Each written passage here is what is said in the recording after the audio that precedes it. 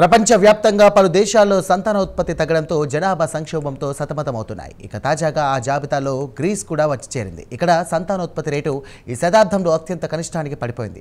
అదే సమయంలో దేశంలో వృద్ధుల సంఖ్య పెరగడంతో మృతుల సంఖ్య రెట్టింపైంది. దీంతో దేశంలో విద్యార్థులు లేక సుమారు 750 స్కూళ్లు కూడా మూతపడ్డాయి. దేశవ్యాప్తంగా ఉన్న స్కూళ్లలో ఇది 5%.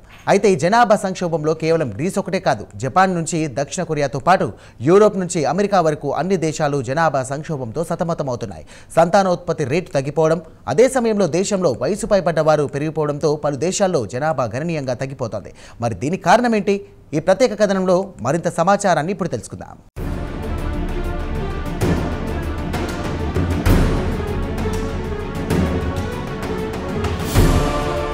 ప్రస్తుతం పలు దేశాల్లో సంతానోత్పత్తి తగ్గడంతో ఆ దేశాలు జనాభా సంక్షోభంతో కొట్టుమిట్టాడుతున్నాయి.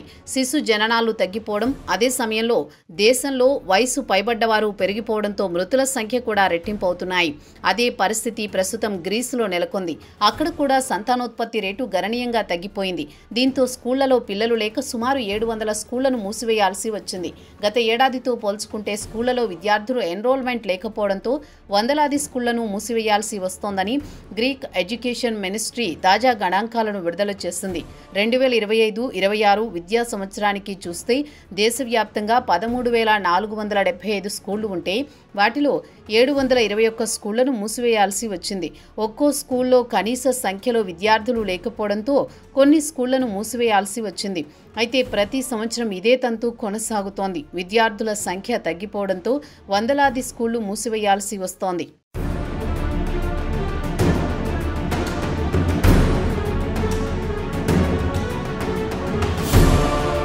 ఇక మూతపడుతున్న స్కూళ్ల విషయానికి వస్తే ప్రైమరీ ఎడ్యుకేషన్ స్కూళ్లే ఎక్కువగా ఉన్నాయి. ఉదాహరణకు 2025-26 విద్యా సంవత్సరంలో ప్రాథమిక పాఠశాలల సంఖ్య 324 నుంచి 358కి పెరిగితే అంతకు ముందు అంటే 2018-19 విద్యా సంవత్సరంలో 247 నుంచి 312కు పెరిగింది. అయితే స్కూళ్లు మూతపడ్డం గ్రామీణ ప్రాంతాల్లో అత్యధికంగా ఉంటోంది. అలాగే పట్టణ ప్రాంతాలు ఏథెన్స్లో కూడా స్కూళ్లు ఎక్కువగా మూతపడుతున్నాయి. ఇక అక్కడి ఎడ్యుకేషన్ మినిస్ట్రీ విడుదల చేసిన గణాంకాల ప్రకారం చూస్తే 2025-26 విద్యా సంవత్సరానికి చూస్తే విద్యార్థుల సంఖ్య 1.21 మిలియన్లుగా అంచనా వేస్తున్నారు. 2018-19 విద్యా సంవత్సరంతో పోల్చుకుంటే సుమారు 1,50,000 మంది విద్యార్థులు తగ్గారు.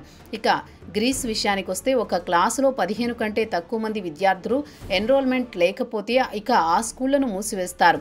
3 సంవత్సరాల పాటు ఇదే తంతు కొనసాగితే ఇక ఆ స్కూళ్లను శాశ్వతంగా మూసివేస్తారని ఎడ్యుకేషన్ డిపార్ట్మెంట్ అధికారులు చెప్పారు.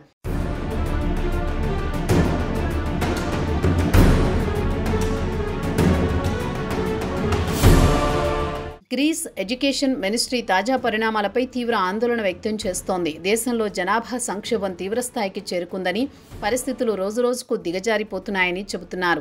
గ్రామీణ ప్రాంతాల్లో పరిస్థితులు మరింత దారుణంగా ఉన్నాయి. స్కూళ్లు మూతపడితే ఉన్న విద్యార్థులు స్కూళ్లలో చేరడానికి ఒక్కోసారి 80 కిలోమీటర్ల వరకు దూరం ప్రయాణించాల్సి వస్తుందని వాపోతున్నారు.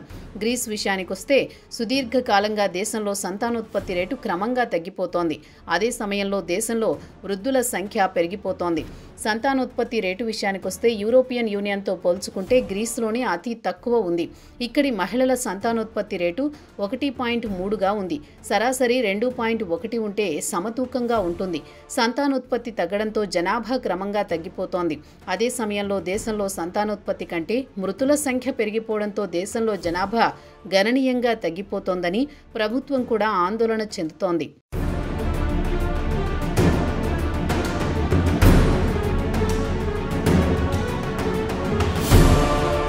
ఇక దేశంలో జనాభా క్షీణించడానికి ప్రధాన కారణం ఆర్థిక పరమైన సంక్షోభం అనే చెప్పక తప్పదు. దేశంలో ఉపాధి అవకాశాలు లేకపోవడంతో చాలా మంది ఇతర దేశాలకు వలస వెళుతూ ఉంటారు.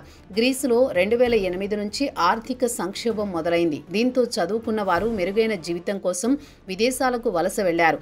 దేశంలోని యువత పెద్ద సంఖ్యలో దేశం విడిచి ఇతర ప్రాంతాలకు వెళ్లడంతో పెళ్లి చేసుకుని పిల్లలు కనాల్సిన వారు లేకుండా పోయారు. ఇక ప్రపంచంలోని పలు దేశాలు, అది జపాన్ కానియండి, చైనా కానియండి, ఇతర ఏ దేశమైనా కానియండి, అక్కడి యువత ఆలోచన ధోరణి మారింది. సరైన ఉద్యోగం లేదా ఉపాధి లేకపోవడంతో పెళ్లిళ్లు చేసుకోకుండా వాయిదా వేస్తున్నారు. పెళ్లి చేసుకుని పిల్లలను కని వారిని పోషించడం పెనుభారంగా మారుతుందని చాలామంది యువత పెళ్లిళ్ల జోలికి వెళ్లడం లేదు. ఇక పిల్లల విషయానికి వస్తే ఒకరితోనే సరిపెట్టుకుంటున్నారు. పిల్లలకు మెరుగైన విద్యతో పాటు హెల్త్ కేర్కు తల్లిదండ్రులు పెద్ద మొత్తంలో ఖర్చు చేసే పరిస్థితిలో లేరు. అందుకే జనాభా తగ్గిపోతోంది.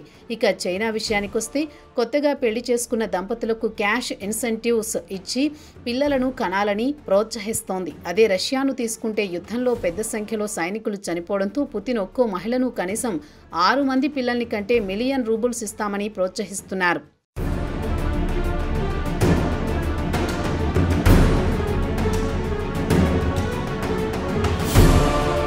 ఇక గ్రీస్ విషయానికి వస్తే సంతానోత్పత్తి తగ్గడం, అదే సమయంలో ఆయుర్దాయం పెరగడంతో దేశంలో 65 ఏళ్ల కంటే ఎక్కువ వయసు కలిగిన వారి సంఖ్య విపరీతంగా పెరిగిపోతోంది.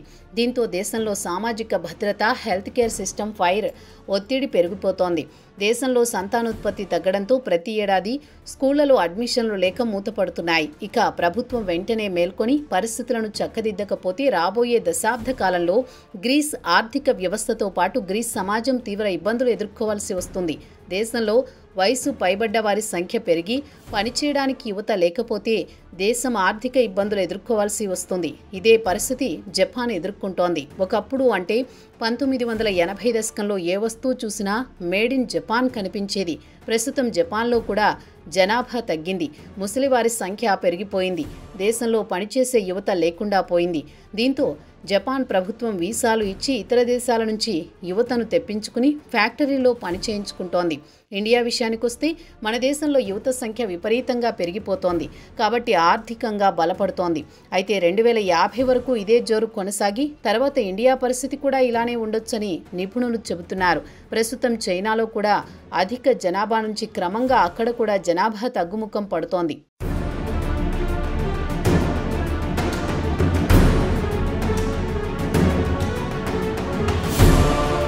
అయితే ప్రపంచ కుబేరుడు ఎలన్ మస్క్ గ్రీస్లో జనాభా సంక్షోభం గురించి ఎప్పుడో హెచ్చరించారు. ఎక్స్లో పోస్టు పెడుతూ గ్రీస్లో జనాభా సంక్షోభం ఏర్పడుతుందని ముందుగానే జోస్యం చెప్పారు.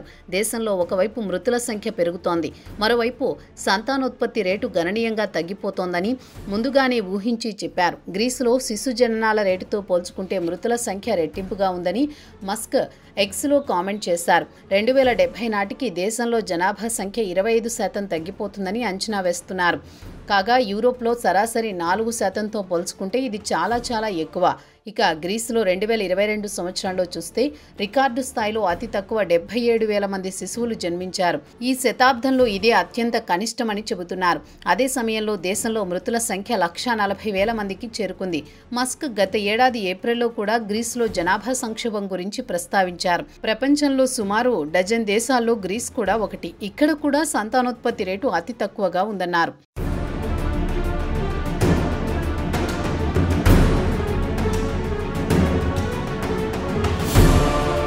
ఇక గ్రీస్ ఆర్థిక సంక్షోభం నుంచి గట్టెక్కిన తర్వాత ప్రస్తుతం కొత్త రకం సంక్షోభాన్ని ఎదుర్కొంటోంది. జనాభా క్షీణిస్తే సామాజిక పరంగా, ఆర్థిక పరంగా ఇబ్బందులు ఎదుర్కోవాల్సి వస్తుంది. జనాభా సంక్షోభం భవిష్యత్తులో దేశానికి పెనుసవాలుగా మారుతుందని గ్రీక్ ప్రధాని కిరియాకోస్ మిత్సోటాక్సిస్ అన్నారు. జనాభా సంక్షోభం సమస్య పాశ్చాత్య దేశాలతో పాటు అభివృద్ధి చెందిన దేశాలు ఎదుర్కొన్నాయని అంటున్నారు. ఆధునిక జీవన శైలిలో భాగంగానే జనాభా తగ్గుతుందని గ్రీస్ ప్రధాని అంటున్నారు. అయితే గ్రీస్లో మాత్రం ప్రత్యేక పరిస్థితులు నెలకొన్నాయన్నారు. ఇక వాస్తవం ఏమిటంటే యూరప్ మొత్తానికి చూసుకుంటే వయసు పైబడ్డ వారిలో తమ దేశంలోనే ఎక్కువగా ఉన్నారని ఆయన అన్నారు. గత 5 సంవత్సరాల కాలంలో గ్రీసులో 20 నుంచి 40 ఏళ్ల వయసు గల మహిళల సంఖ్య సుమారు 150,000 మంది తగ్గారని ఆయన వివరించారు. 1980 నుంచి క్రమంగా బర్త్ రేటు తగ్గడం మొదలైందని చెప్పారు. దీంతో గ్రీస్ ప్రభుత్వం ప్రత్యేకంగా ఒక మంత్రిత్వ శాఖను ఏర్పాటు చేసి జనాభా సంక్షోభం నుంచి గట్టెక్కించడానికి ప్రయత్నాలు మొదలుపెట్టింది. అయితే ఇది కేవలం ఒక గ్రీస్కే కాదు, యావత్ ప్రపంచానికి ఇదే సమస్య రాబోతోంది. చైనాలో కూడా క్రమంగా జనాభా తగ్గుతోంది. అలాగే రష్యాలో, అమెరికాలో కూడా జనాభా తగ్గుతోంది. దీనికి ప్రధాన కారణం మాత్రం ఖచ్చితంగా ఆర్థిక పరమైందని చెప్పుకోవాల్సింది. గతంతో పోల్చుకుంటే యువతలో మెచ్యూరిటీ పెరిగింది. జీవితంలో స్థానాల్లో స్థిరపడే వరకు పెళ్లి జోలికి పోవద్దనే ఆలోచనే దీనికి ప్రధాన కారణంగా చెబుతున్నారు నిపుణులు. మన ఆంధ్రప్రదేశ్ ముఖ్యమంత్రి చంద్రబాబు నాయుడు కూడా కనీసం 3 పిల్లలు కనండి అని దూరదృష్టితో చెబుతున్నారు. అలానే ఎలన్ మస్క్ కూడా 3 భార్యలతో డజను మంది పిల్లల్ని కన్నాడు. ఇక ఆయన చెప్పేదేమంటే ప్రపంచ జనాభా తగ్గితే మానవాళికి ముప్పుగా పరిణమిస్తుందని, జనాభా తగ్గితే వినూత్నమైన ఆవిష్కరణలు కనుగొనలేమని, ఆర్థికంగా వృద్ధి చెందలేమని, సామాజికంగా పురోభివృద్ధి సాధించలేమని చెబుతున్నారు. మరి ఇవి వినడానికి బాగానే ఉన్నా వాస్తవాలు మాత్రం వేరుగా ఉన్నాయి. ప్రభుత్వాలు చొరవ తీసుకుంటే తప్ప జనాభా సంక్షోభం నుంచి గట్టెక్కే ఛాన్స్ లేనే లేదంటున్నారు సామాజిక నిపుణులు.